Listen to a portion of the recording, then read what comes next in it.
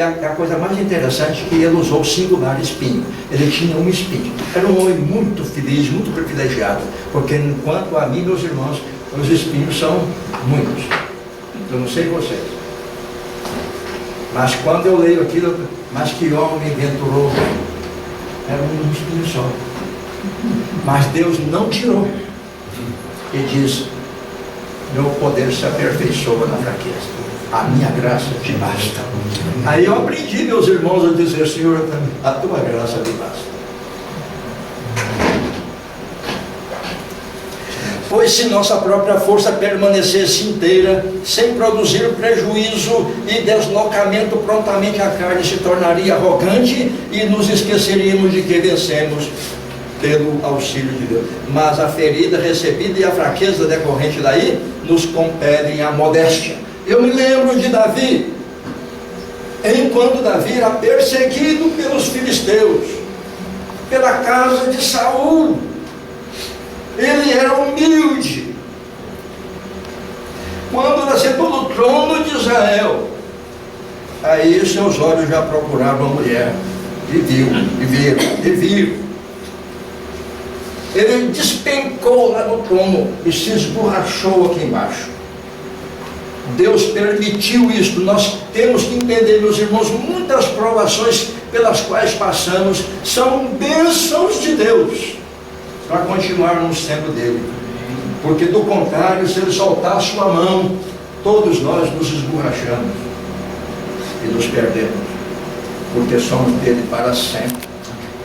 A salvação, na visão, em minha visão particular, na Bíblia, da Bíblia, é uma salvação eterna, uma salvação indestrutível. Uma salvação que pode ser destruída, ela não é nenhuma salvação. Para ser salvação tem que ser indestrutível, porque ela foi realizada por outra, fora de mim. Aqueles que se agarram à sua salvação, sua escolha, sua decisão, eles não podem ter certeza. Mas os filhos de Deus, que têm sua salvação em outro, fora deles, Jesus Cristo consumou lá no Calvário. Quando disse: está consumado, então, meus irmãos, descansam nisso. Alguém um dia disse para mim: vocês são arrogantes de dizer que têm certeza da salvação. Ninguém pode ter certeza. E eu perguntei: sua salvação é realizada por quem? Uma parte por Deus, outra parte por mim. Então, não, isso não é salvação. Sabe por que eu tenho coragem de dizer que estou salvo? Isso não é arrogância, é humildade. Porque ao fazer isso eu estou dizendo que outra que me salva, e não eu mesmo. Fechou o bico e acabou. Ao falar daquele anjo que apareceu a Josué, Calvino afirma: as palavras implicam que não estava ali um anjo ordinário, e sim um de excelência especial. Ele é chamado anjo indiscriminadamente e distinguido pelo título o Deus Eterno. É uma história bonita aquela de Josué. Deste fato, Paulo é testemunha competente, declarando explicitamente que ele, o anjo, era Cristo. Paulo fala verbalmente que aquele anjo era Cristo. E assim poderíamos estender-nos a muitos outros casos semelhantes, como Moisés no deserto, Isaías no templo, Daniel e os seus amigos na fornalha ardente. Em vez de 3, agora é 4. E Ezequiel e João na ilha de Pátmos. Então, de maneira infinita. Este livro, para mim, uma das razões porque eu amo a Bíblia, creio nela, é porque a sua natureza é infinita. Se escolhermos 10 pregadores num só momento, um após o outro, sermões, reduzidos, falar sobre João 3,16, cada um vai falar sem mentir, sem torcer, vai falar de maneira distinta. Em todos os casos do NT, no AT, no NT, Deus se acomodava à fragilidade do ser humano, descendo de sua majestade aos homens, nivelando-se a eles para que o percebessem. E finalmente, meus irmãos, a última parte, o uso de tipos. Bíblia está cheia de tipos. Os tipos foram usados amplamente para socorrer a obtusidade do homem, usando a terminologia de Calvino, servindo de ilustração do que havia de suceder no futuro. Então as figuras primeiro, depois vinha o fato real, ou as pessoas reais. Por exemplo, coisas como a Arca de Noé, Monte Sinai, coluna de fogo de noite, a nuvem umbrosa de dia, o maná e tantas outras coisas serviram de tipo das coisas reais que se manifestariam no futuro. E ainda nós estamos peregrinando, porque um dia nós estaremos todos juntos, sem esta vestimenta perecível, corruptível, irmanados, sem divisão denominacional. Amém. Eu acho isso aí um problema para mim difícil. Quando eu falo igreja, eu nunca estou pensando numa denominação. Quando eu falo igreja, meus irmãos, estou pensando na totalidade dos eleitos do Deus eterno, em sua graça. Porque no céu não vamos ter esse negócio aí de nomes, de denominações. O povo de Deus não pode ser conhecido dessa forma. Pessoas como Noé, Moisés, Davi, foram tipos de Cristo, todos serviram de antecipação para a vinda da figura maior e real, Jesus Cristo. Era Deus se acomodando à nossa fragilidade, porquanto como somos e como Ele é, a disparidade é tão incomensurável que jamais perceberíamos na totalidade de sua grandeza. Em consequência, Ele continuaria recôndito, usando a palavra de Calvino, né, absconde ou absconso. Eu trabalhei naquela versão das institutas dele, que foi a tradução do Valdir Carvalho Luz, e teve que mudar e ajeitar essas palavras aí, e eu tive que achar outras palavras e eu acho que consegui. Então, ele é o Deus escondido e invisível. Então, concluindo, podemos chegar ao seguinte: a conclusão a que chegamos é que a complacência, a compaixão de Deus para com o homem caído, apostatado, alienado do ser divino, é incomensurável, insondável, inescrutável, infinita. Nossa situação humana seria muito pior do que poderíamos imaginar se não fosse a complacência de Deus para conosco, em sua revelação escrita e, sobretudo, sua revelação final em nosso Senhor Jesus Cristo. Poderíamos viver eternamente tentando entender porque Ele quis manter colóquio conosco, nos dando os patriarcas, profetas, apóstolos, a igreja, o céu, o eterno, sobretudo o seu Filho, e jamais chegaremos ao fundo do abismo. Colóquio é comunhão, né? Principalmente no sentido de duas pessoas, né?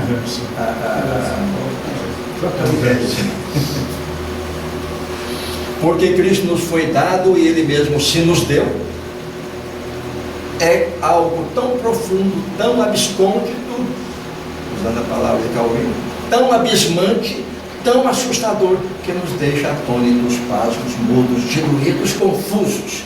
Eu me sinto assim à medida que eu penetro nessas coisas profundas de Deus.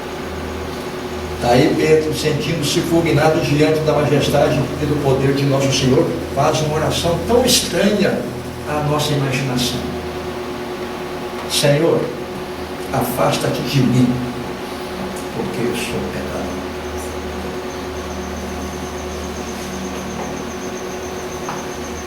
Ele viu em Jesus uma majestade e olhou para si e só viu miséria. Eu não queria que Jesus nem ficasse perto dele. Ou que essas poucas ponderações despertem nossa mente para ponderarmos bem sobre a grandeza de Deus se manifestando a nossa pequenez. Imaginar que nós pecadores um dia vamos morar no céu eternamente com Jesus, para mim é demais. A única coisa que nos resta fazer é adorá-lo, confessá-lo, louvá-lo, agradecidos, servi-lo e esperar nele, naquela esperança que não falha. Amém. A Ele honra e glória para todos sempre. É sempre Calvino terminando as suas obras. Só lhe deu glória. Glória somente a Deus. Amém. E não sei se despertou alguma interrogação dos irmãos. Estou pronto para atender alguma pergunta, alguma abordagem.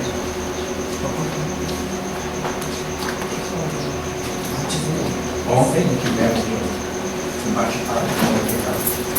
Essa questão da Pessoal, acumulação de Deus. pessoal, só um minutinho.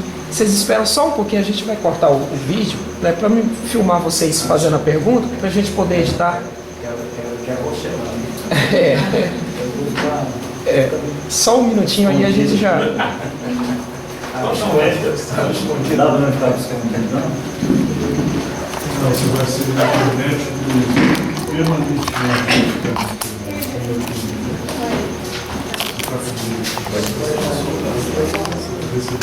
Essa filmadora tá carregada? Pode tirar do cabo? Pode. Deixa eu ver aqui. Ah, já tá, o cabo já não tá carregando, né? Ela não tá carregando mais, não? Porque...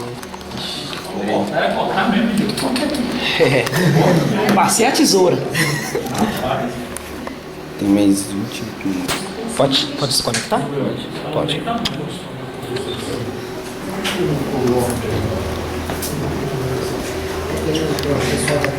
Filma não. Tem que filmar. Pode. Recesso aqui. Assim, Sobre a acomodação divina. Você citou essa questão da presença, né, para Abraão, no caso, e para Jacó. É difícil às vezes para a gente, né, lembrar isso, mas inquestionavelmente, né, foi feita, né, essa manifestação para eles. Isso só vai até aí, né? Não tem nenhuma questão de uma limitação de Deus, nem outro tipo, não, né? Na segunda sua visão.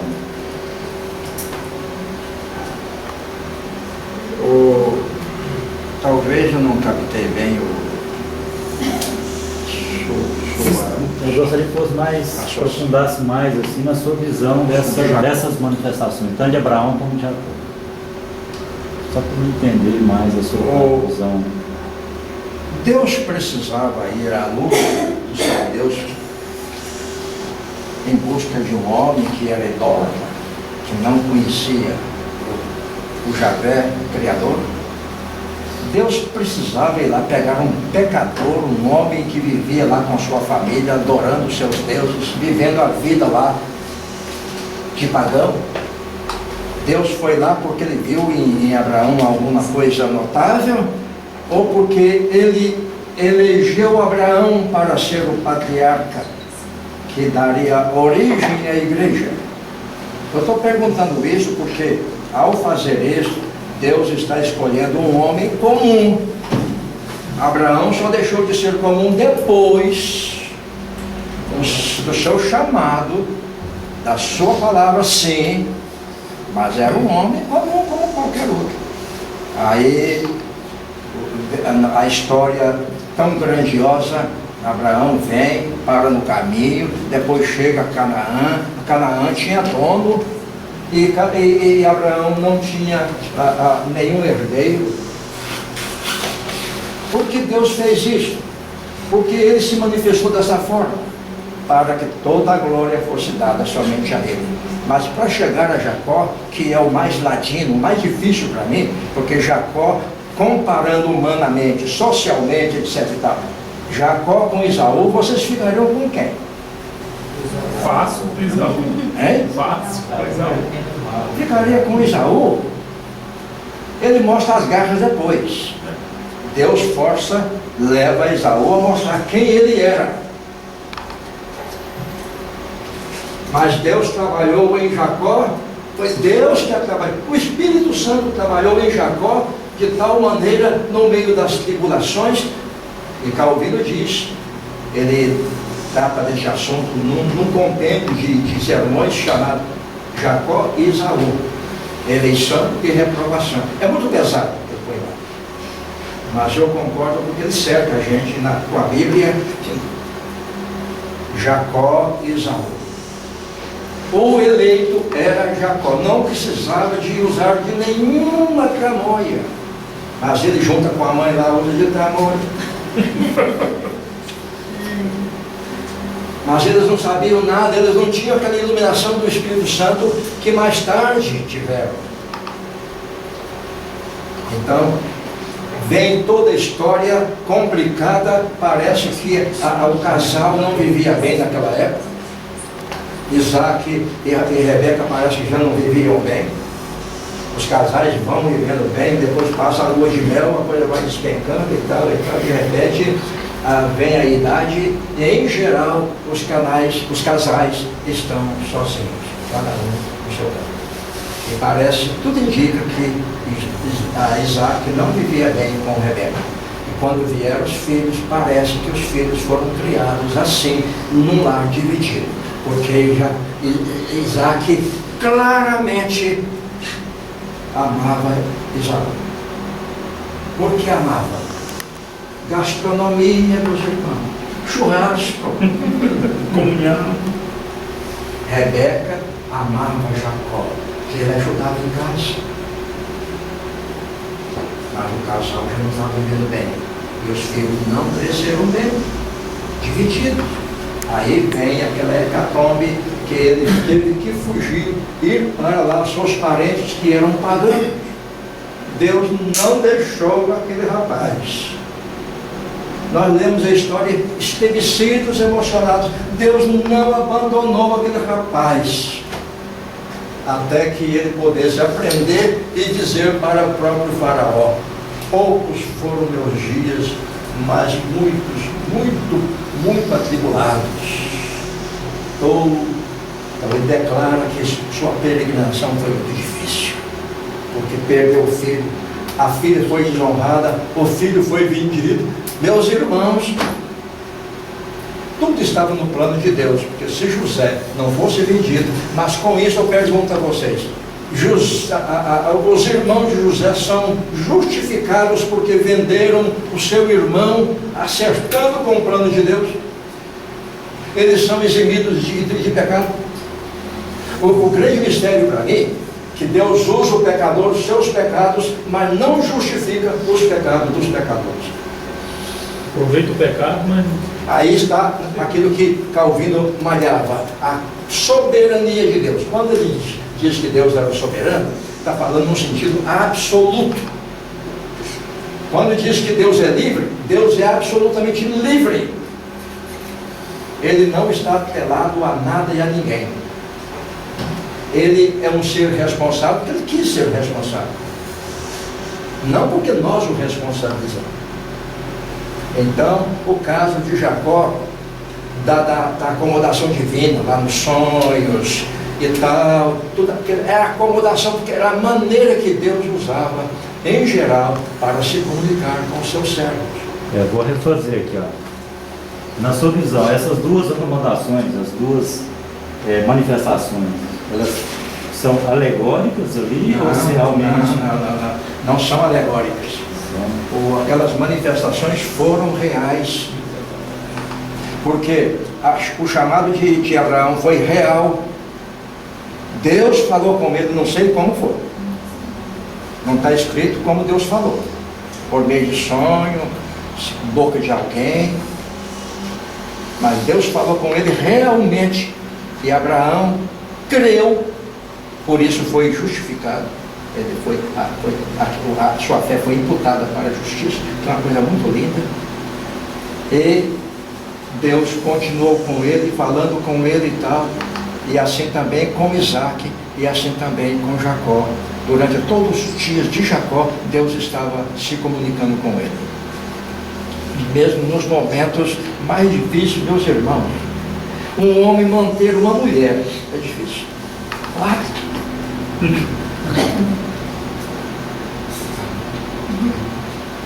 Zé Roberto, você deve manter bem a dona Joana. Não é tão bem assim não. Jacó, meus irmãos, teve um lar dividido uma penca de filhos de uma mulher, outra penca de filhos de outra mulher. Como esse lar podia ser feliz, ser unido? Mas eles eram os patriarcas, isso que me confunde, né? Eles eram os patriarcas de Deus. Vai entender. Eram os patriarcas. Mais alguma pergunta? Disse bem no começo sobre a imagem do homem, né? A imagem de Deus do homem, Calvino, e alguém vai com uma linha que ele não vê essa imagem, que essa imagem foi deformada e que o homem hoje não tem essa imagem de Deus. Mas seria possível o homem ser homem se ele não tiver essa imagem de Deus? É uma pergunta terrível. Terrível. Eu creio que em muitas pessoas a imagem de Deus desaparece de tal modo que elas mantêm a forma humana só externamente. Os terroristas, os bandidos, eles caem numa situação tão miserável que eles mantêm a aparência humana, mas por dentro já são monstros.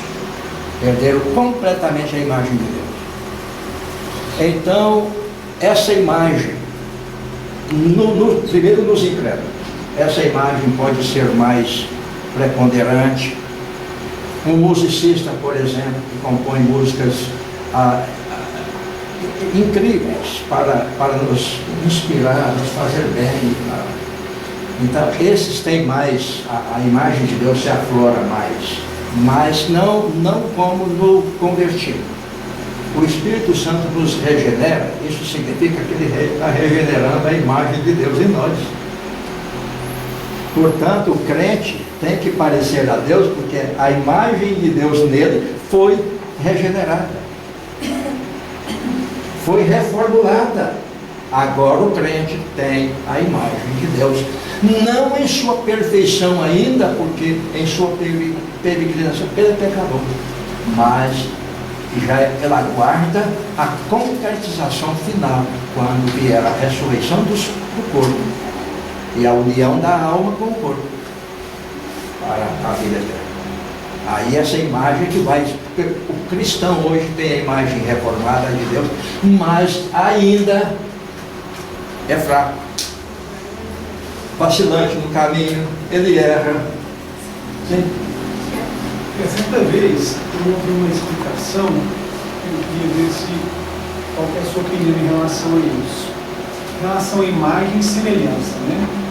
Falou que a imagem está mais voltada, ele usou um exemplo, ao espelho, por exemplo. Quando você chega diante de um espelho, você homem, o que você vê? Você vê a sua imagem, né?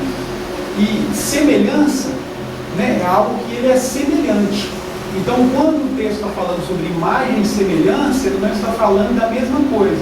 Ele atribuiu, esse preletor, ele atribuiu imagem, né, a questão de uma coisa mais física, e semelhança ligada a um caráter, né, aos atributos do caráter de Deus. O que o senhor acha em relação a esse comentário? Eu concordo com Calvino aí. Eu falo aí porque de vez em quando eu falo a tradução e diz, senhor Calvino, desculpe, eu respeito muito o senhor, mas aqui o senhor está pisando na bola, na minha visão. Para ter uma ideia de que eu não engulo tudo o que ele fala, porque o que ele escreveu não é inválido, não é inspirado. Então ele diz que usar esse recurso, este argumento, é forçar, porque para ele imagem e semelhança são a mesma coisa. Duas palavras para reforçar a mesma coisa. Nós encontramos isso. O hebraico faz muito isso. O hebraico, exatamente, o hebraico usa muito esse artifício naquela tentativa. Desculpe falar isso para o Espírito Santo. Tentativa do Espírito Santo. Mas o Espírito Santo quer que nós entendamos o máximo, então usa essas expressões paralelas para reforçar, como no Salmo, o paralelismo no Salmo. Uma expressão aqui,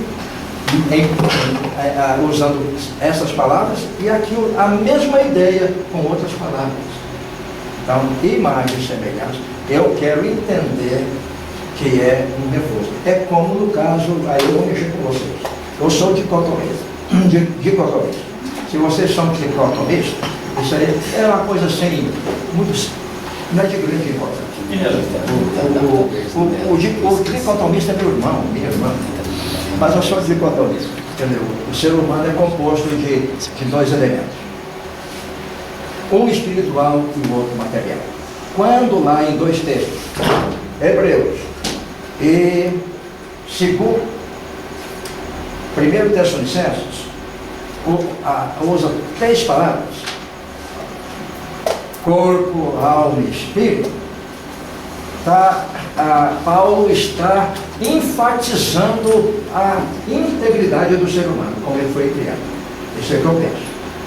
Não nego a possibilidade de que realmente sejamos compostos de 3 elementos. Para mim é indiferente. Mas tudo indica que é uma ênfase. E a Bíblia usa muito esse recurso, que é a acomodação, para enfatizar a mesma coisa. Eu acho que o ser humano, o corpo vai para a terra e a sua alma ou o espírito para Deus muda, como diz lá o Salomão, né?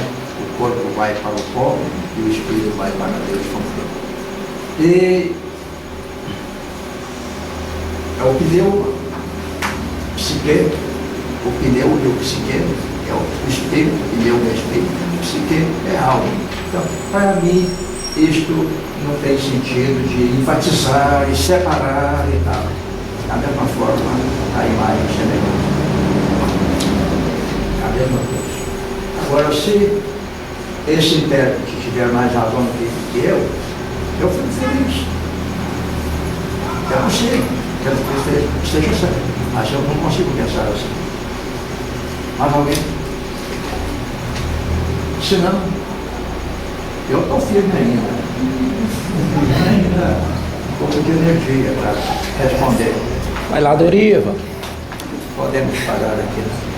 É muito interessante acompanhar essa mensagem do Senhor. A gente vê o Evangelho que está sendo ensinado hoje. E o Senhor não falou nada novo. O Senhor falou coisas que todo mundo aqui já ouviu várias vezes, né?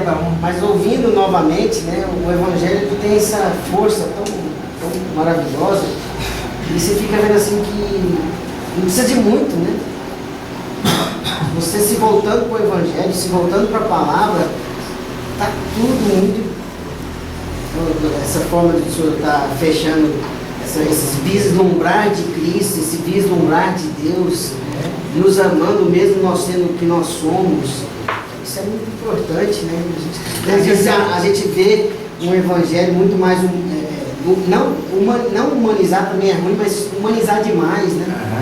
E deixar de olhar para o Evangelho, para a Escritura, não essa espiritualização errada, um sobrenatural sem medida, mas essa da forma bíblica, né? Sem se afastar, sem inventar muito, como o senhor falou, é muito importante. Então você não detectou nenhuma heresia, não, né? No que eu falei. Nossa Deus, foi revigorante ouvir isso aqui, é bom demais. Para o cristão, quando um discurso é bíblico totalmente, ele sente, mesmo não aquilo ajudando a ampliar, o importante é ampliar os horizontes do nosso conhecimento. Eu fico feliz por isso, porque é um seminário interdenominacional, significando que aqui há várias mentalidades. Então, para mim, que sou presbiteriano, confessionalmente, eu sou cristão e irmão de vocês, mas confessionalmente eu sou presbiteriano. Então, para um presbiteriano falar sem chocar num ambiente misto como esse é muito difícil, é muito complicado. Mas minha intenção era só, meus irmãos, ampliar o conhecimento de vocês, firmar as estacas de sua fé, sabendo que nossa fé está firmada neste livro glorioso que é a cartilha de Deus para o seu povo. assim chamou Calvino. É o livro que Deus fez escrever. O Espírito Santo é o autor da Bíblia, é o autor máximo. Os homens foram só amanuenses, foram só instrumentos do Espírito Santo. Eu me glorio nisso. Eu me glorio na Trindade. Eu agradeço muito. Amanhã vamos falar sobre Calvino como pastor. O pastor João Calvino. Para mim a mensagem talvez vai ser a melhor de todas, porque emociona. Ele é um pastor. E ele nos ensina hoje a ser pastores dedicados ao Supremo Pastor. Muito obrigado.